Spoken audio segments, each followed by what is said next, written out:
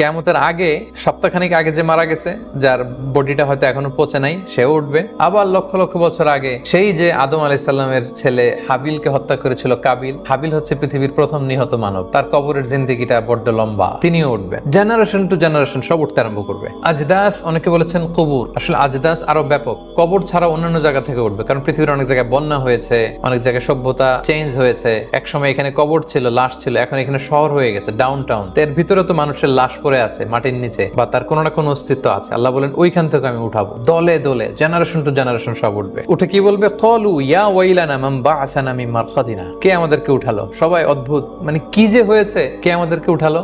হাজার হাজার মানুষ এটা বলতে আরম্ভ করবে। প্রশ্ন করে তারা নিজেরাই বলবে যখন হুঁশ ফিরে আসবে, আরে তাই তো, ওই যে নবীরানা বলতো যে একদিন নাকি বিশাল সাউন্ড এসে সিঙ্গার ফুৎকারে সবাইকে উঠানো হবে, বিচার করা হবে। আজকে তো বোধহয় ওই দিন। এই যে নাস্তিকরা, যারা আল্লাহ বিশ্বাস করেন, আখিরাতে বিশ্বাস করেন, ওই দিন হুঁশ ফিরে পাবে। হায় রে,